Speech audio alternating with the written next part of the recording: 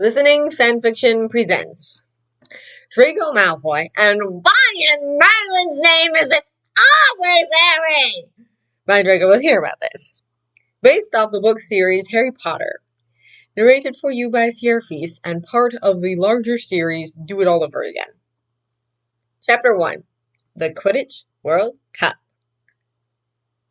For the last time, Draco, Lucius Malfoy bellowed, looking up from the letter he was attempting to write. We will not go mingle with these mudbloods and blood traitors, dressing like muggles so the ministry can control the scum that's owning this pathetic excuse of land. Who's asking you along? Draco spat, his face flushed with fury. I was merely informing you that I'll be going to meet my friends, and you will not, his father shouted. If you put only a toe on this filthy camping area, I swear to Salazar, I don't need your permission, Draco yelled back. You have lost all authority to give me orders when you tried to kill off my friends with that bloody diary 2 years ago. I am your father, and you will listen to what I say, Lucius boomed, getting to his feet and glaring down at his son. Or you will stay at home, and there will be no Quidditch World Cup for you. And what will you tell the Minister of Magic when he asks where you left your son? Draco demanded with a nasty smirk. Will you tell him you grounded him because he went to see his best friend who happens to be the boy who lived? Please do, I'd love to see how that goes down. Don't you dare talk to me like that, you ungrateful... Oh, please! Draco rolled his eyes. Spare me the drama. I heard this line about 1,000 times, and it has lost its intended effect several years ago. I should have sent you to Durmstrang the moment you started spending time with the Potter boy, his father seemed. The influence these brats are having on you is far superior to yours. Draco interrupted him, glowering. Now, if you'll excuse me, I have to answer my friends and confirm the time and place of our meeting. I mean it, Draco. I won't take you to the match if you go. Then I'll ask Weasley if his father has one more ticket to spare. Draco shrugged, grinning at him. Choose your poison, father. With that, he whirled around and left the room. His father was splattering behind him, getting ready to yell some more, but before he could get the words out, Draco had already slammed the door shut behind him. The sudden silence of the corridor was grounding, and Draco took a deep breath, trying to calm his temper.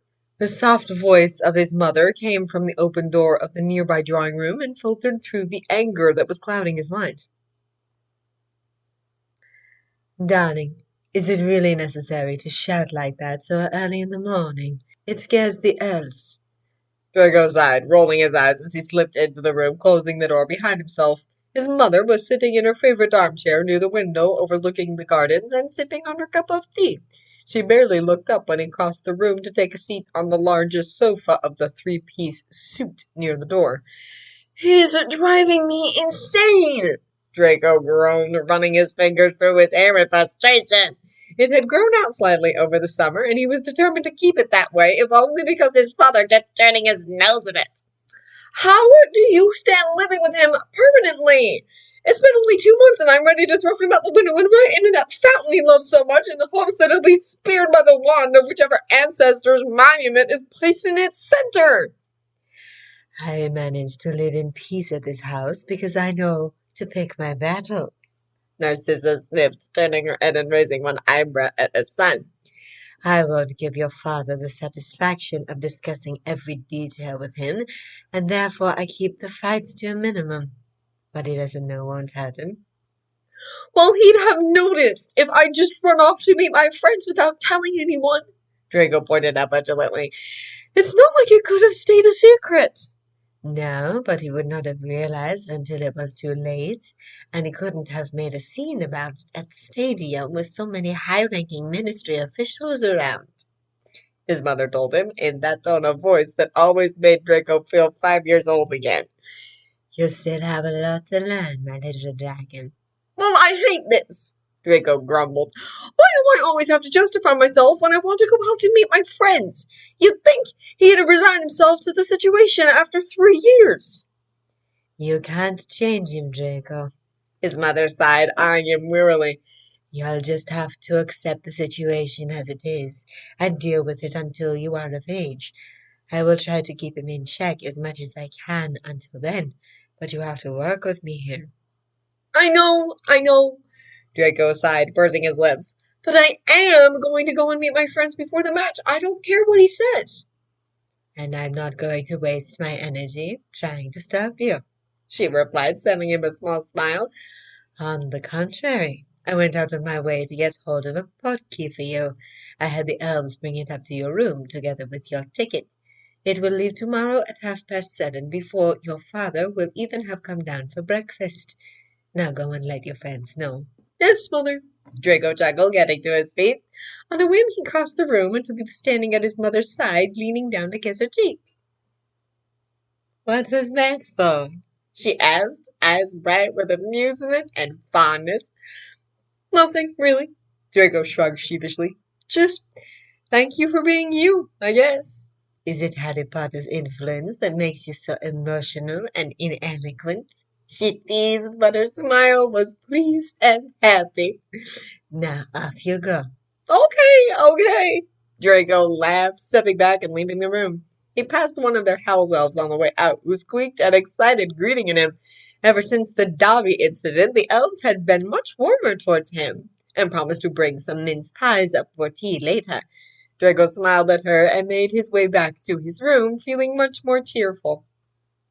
Once he had closed the door behind himself, his eyes fell immediately on the old tattered handkerchief that had been strategically placed on the coffee table next to a shiny golden ticket for the top box of the Quidditch World Cup Final 1994.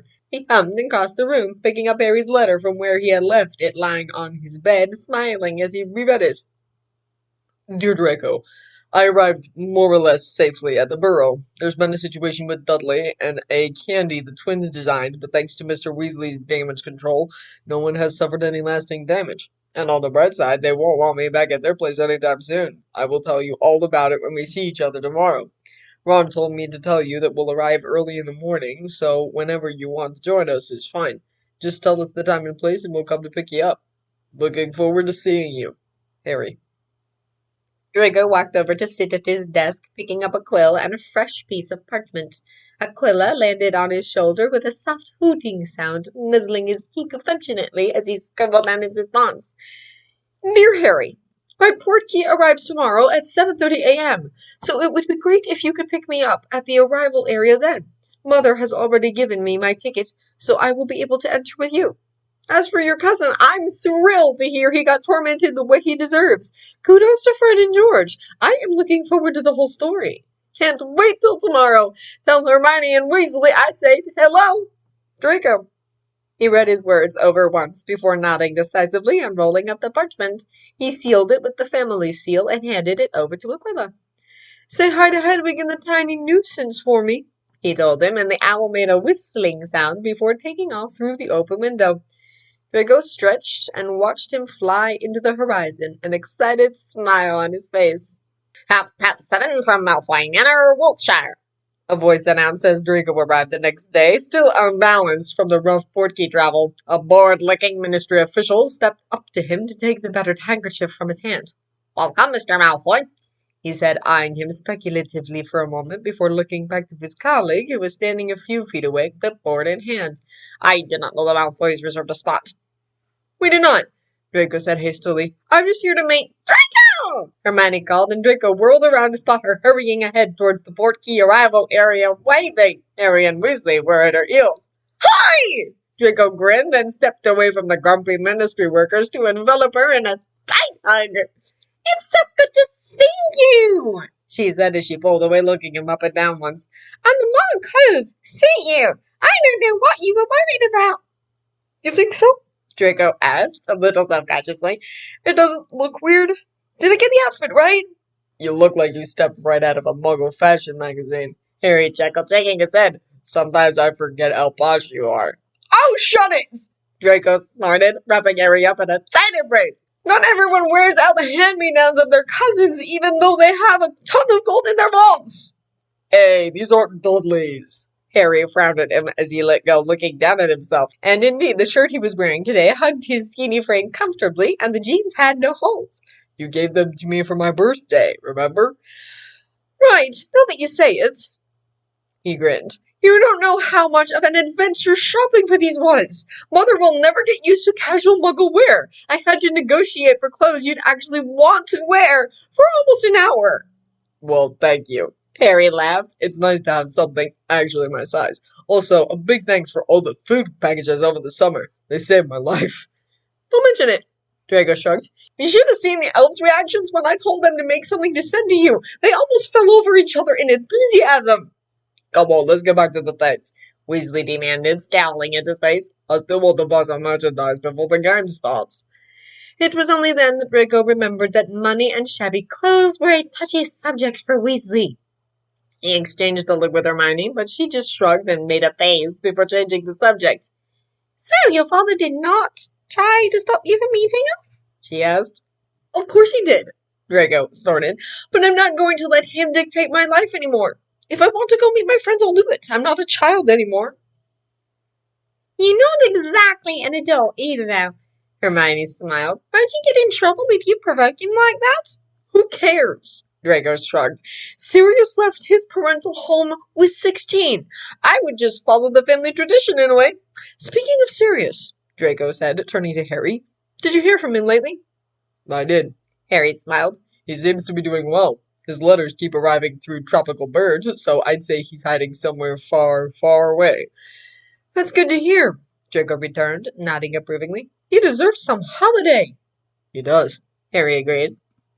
When they arrived at the tent the Weasley family had obtained for the occasion, Arthur Weasley and what appeared to be all or most of his children, Draco had no idea how much they actually were sitting around a fire trying to cook sausages on it. Draco! Arthur Weasley called heartily when he caught sight of him, getting up to shake his hand. Good to see you, my boy. Good to see you too, Mr. Weasley, Draco replied, trying to keep his smile natural. The Weasleys, despite having taken quite a liking to him after he had saved Ginny from the Dark Lord's diary back in his second year, always made him slightly nervous. I hope I'm not intruding. Oh, not at all. The man waved him off. You're always welcome with us. So don't worry, take a seat. Would you like some breakfast? Thank you, that would be lovely. He nodded, taking a seat between Harry and Hermione, who had already pierced up a sausage and handed it to him. Hi, Draco! The twins cheered in unison. Had a good summer? It was all right, Draco shrugged. Time spent under Father's roof is never quite enjoyable, but what can you do? Yeah, well, George said, making a face. When the two redheads on his other side, both of who Draco had not met yet, looked at him inquiringly, he explained, This is Draco Malfoy, son of Lucius Malfoy. Oh, said the first one, broad-shouldered and short-haired, grimacing as he reached his hand out to Draco. That's tough luck, mate. I'm Charlie. You're the one working with dragons, right? Draco asked, shaking his hand enthusiastically.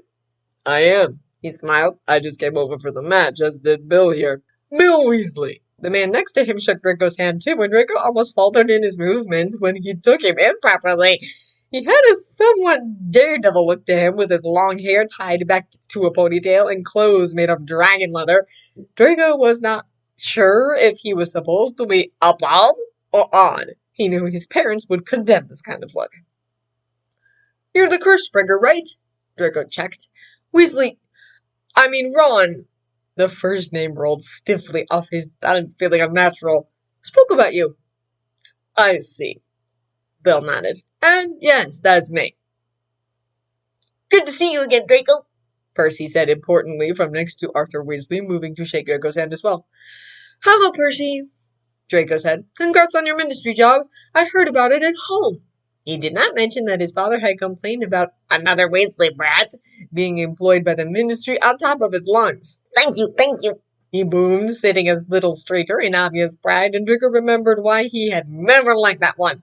He opened his mouth to say something more, but Bill cut him off with a pleading, Please, Perce, spare us the talk about cauldrons. It has been such a nice 5 minutes. He exchanged the look with Hermione at that, and the way she bit her lip to suppress her laughter told him all he needed to know. His eyes caught Ginny's for a moment, who was seated between her and Percy, but the youngest Weasley immediately averted her gaze, flushing slightly. Draco politely ignored her movements and turned back towards the other. Ever since the whole chamber business, she had been almost as shy around Draco as she was around Harry. Though Draco did really not understand what he had done to deserve any kind of hero worship. It made him uncomfortable to think about it, so he just tried to pretend he did not notice, for the most part. "Are your parents coming to the match too, Draco?" Fred asked, and Draco gratefully turned his attention back to the twins. Sadly, yes, he nodded. Father would never miss an opportunity like this to show off how influential he is. We're there on personal invitation of the Minister of Magic. Draco screwed up his nose to express his thoughts on that matter. I already apologize for everything he'll say or do later. He'll be furious enough when he realizes I ignored his orders and went to meet you. Don't worry about it, George said, rolling his eyes when Percy jumped up from his seat to shake the hand of a passing ministry official, acting more important than he probably was. You can't choose your family, after all. As the afternoon dragged on, the atmosphere on the campsite became noticeably charged with magic and excitement. Salesmen apparated left and right with trays and carts of merchandise, and Draco, Harry, Hermione, and Weasley took a stroll down the pathways to see what was on offer. Weasley bought a ton of knickknacks, most of them to show his support for Ireland, but they dove into a pleasant conversation when he purchased a figurine of Victor Crumb, who he seemed to admire just as much as Draco did. Not that this was surprising, of course. Crumb was an exceptional talent, and Draco was looking forward to seeing him in the flesh more than anything else today. Which was exactly why the only thing he purchased was a scarf in Bulgarian red and black with Crumb's name on it. He did end up with a pair of omnioculars as well, though, which Harry acquired for all of them and gave them as a present. When they made their way towards the stadium, the sun had started to set and green lanterns were lighting the way through the woods. Harry was as cheerful as Draco had never seen him before, and it made Draco feel just as excited. He made a mental note to take Harry to a Quidditch League match sometime in the future. With how passionate he was about Quidditch, it felt something wrong knowing that this was the first professional match the boy had ever experienced. When they finally reached the stadium, even Draco was impressed by the sheer size of it. He listened with one ear as Mr. Weasley explained to Harry the construction process, but a bigger part of him was tensing up as he kept his eyes open, looking out for any sign of his parents. Mr. Weasley had, quite to Draco's surprise, he had to admit, procured seats in the top box, just like his own father had, and the thought of the two of them running into each other made Draco feel sick. Their last encounter was still fresh in his mind. As they reached the secluded VIP area, though, it was all but empty, their only company being Mr. Crouch's house elf, who Harry dove right into a conversation with. He zoomed in every now and then, especially when she told Harry about Dobby demanding payment for his work now, but mostly he kept glancing over at the entranceway. The box was now slowly starting to fill with ministry officials of high ranks, most of which Draco had met at one social event or another and exchanged polite greetings with. When the Minister of Magic appeared, he was busy hosting the Bulgarian delegation, but he took a moment to greet both Harry and Draco. Always together, aren't you? He smiled fondly, the events at the end of the last school year, mere weeks ago, apparently forgotten. I saw your parents on the way here, and when you were not with them, I wondered if you weren't out and about somewhere with Harry. Ah, here they are, Lucius! Draco froze and slowly turned to see his parents making their way through the second row to the empty seats right behind them. His mother was smiling at him, but his father's expression was stony, and his eyes only grazed over his son's face for a moment before they jumped straight to Fudge, and his bright business smile spread over his face.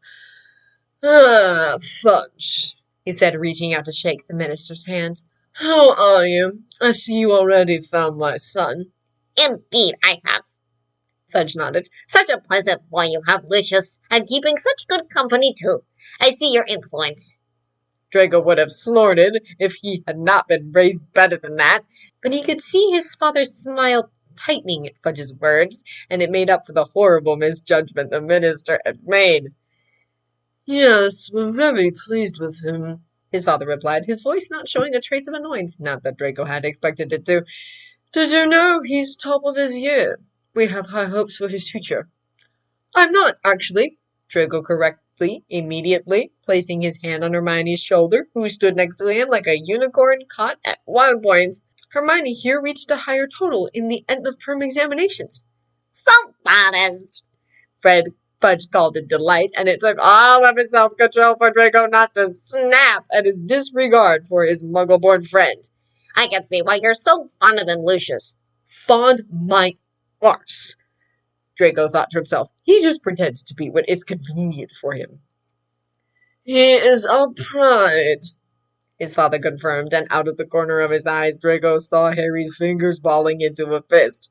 Now, will you please come and sit with us, Draco?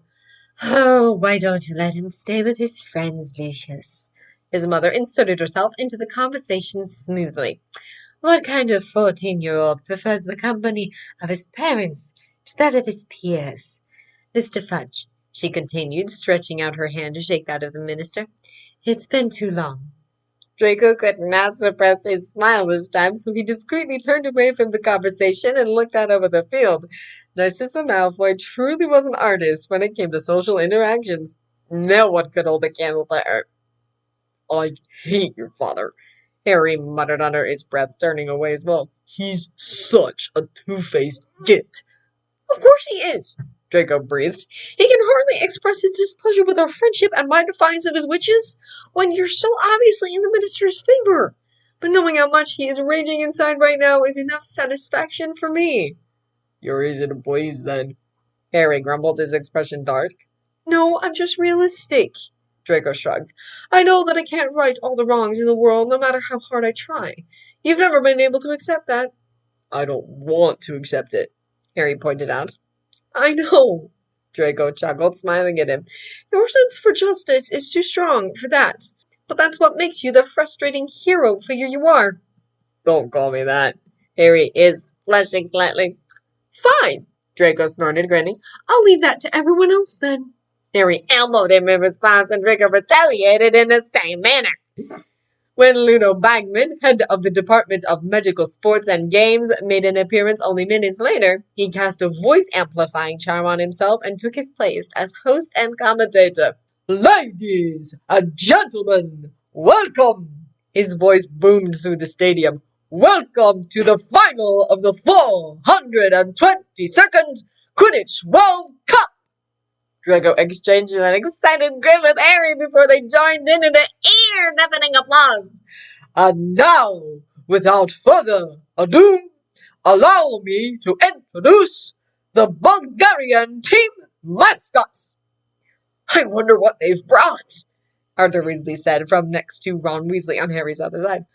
Ah, he suddenly called, ripping his glasses from his nose and polishing them hastily to get a better sight. Vila! What are Harry began to say, but he stopped talking abruptly when a group of what appeared to be hundreds of some of the most beautiful women in existence glided onto the field and started dancing. They're semi-magical humanoids, Draco explained to Harry absent-mindedly. They are said to have very seductive powers that can put wizards into a kind of daze. Harry?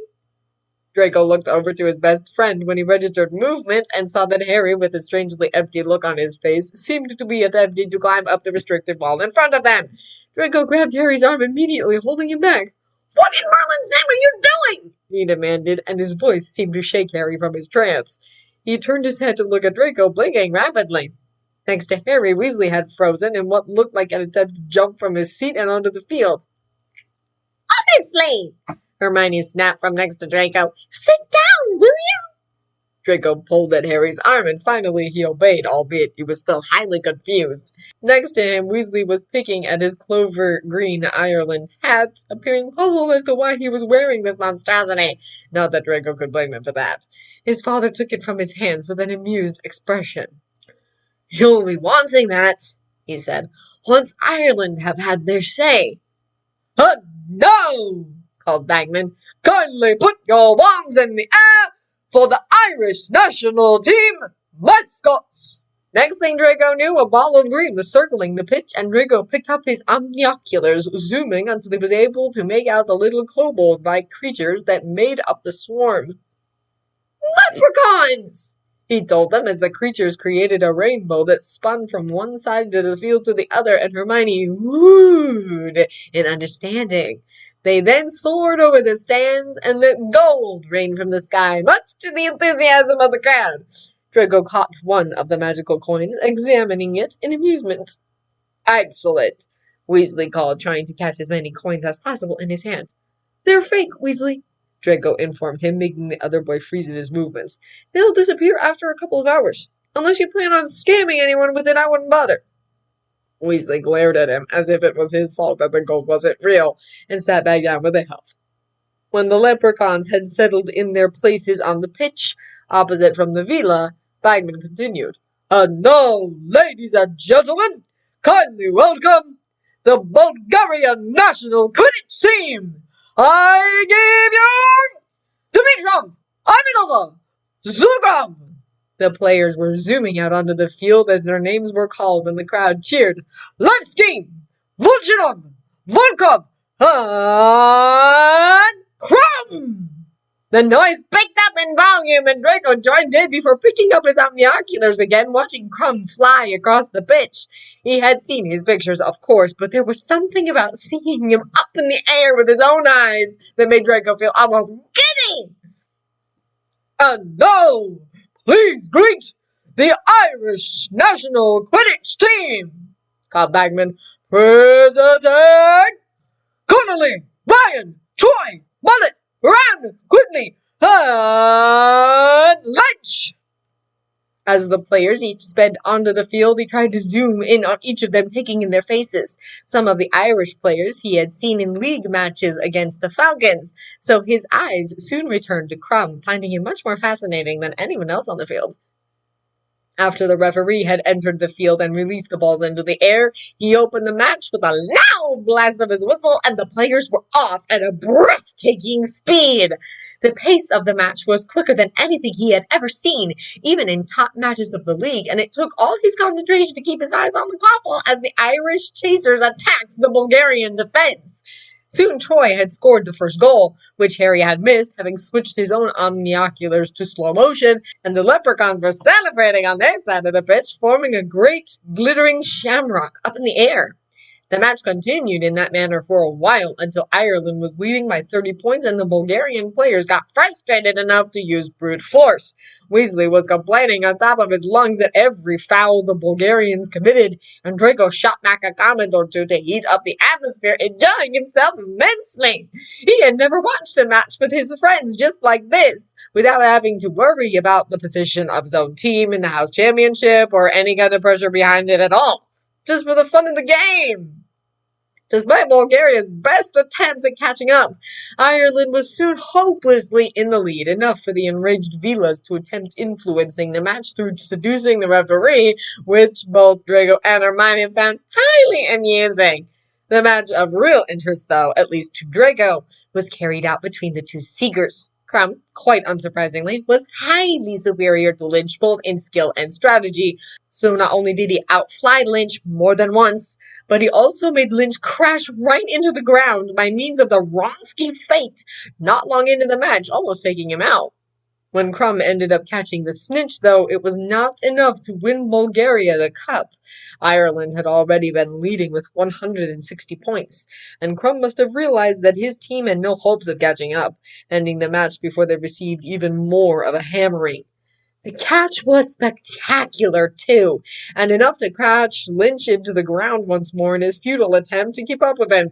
Even Hermione, who'd never been very adept at Quidditch, seemed impressed by Crumb, and if that was no proof of the Seeker's brilliance, Draco didn't know what was.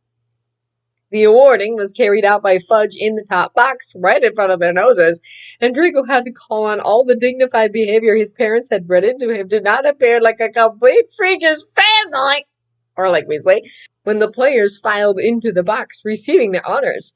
He did watch Crumb closely, though, despite the fact that his aura was much less impressive on the ground. He was less graceful, somehow, and obviously downcast by their loss, not that Draco could blame him for it. Still, he was in close proximity to the best seeker in the world, and he wanted to imprint the moment in his memory. As the Irish team receives the cup, the crowd erupted into cheers, and Draco found himself joining in, swept away by the atmosphere of pure euphoria. It was only when he felt a hand on his shoulder and turned to face his father behind him that his smile faltered. Say goodbye to your friends, he ordered in a tight voice just loud enough for Draco to catch up with the noise. You are going home with your mother. No, Draco glared defiantly. I want to celebrate with them a little longer. I will take a porky back on my own. You will do as you are told, Draco. His father snapped, much too forceful for how he usually spoke in public, and it took Draco by surprise. I will have no discussion over this. Bid them goodbye and leave. Draco just stared at him, working up to a tantrum.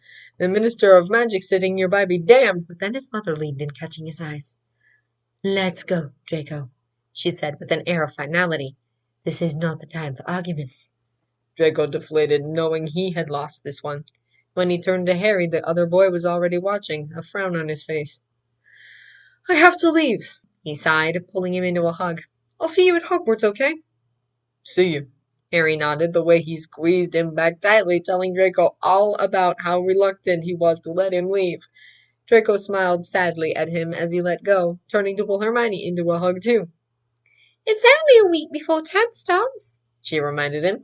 You'll be out of there and back with us in no time.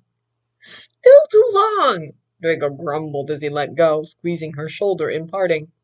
He took his time, shaking the hand of every Weasley present, only to annoy his father, before meeting his mother at the stairway. Why do we have to leave? He demanded angrily when they were out of earshot. The match is barely ended and he's sticking around for the celebrations as well, is he not? I don't know, Draco, she frowned, but your father was very vehement, in a way that has me worried. I think it's better if we are safe at home tonight. Draco halted at that, staring at his mother. What do you mean by that? He asked, confused. His mother was quiet for a moment before smiling at Draco and putting a gentle hand on his shoulder. It's probably nothing, she replied, but we should not provoke your father any more tonight. You already did a spectacular job of it earlier today. Draco frowned, well aware that she was deflecting, but letting her, silently following her down the stairs and out of the stadium, the euphoria of only minutes ago gone completely.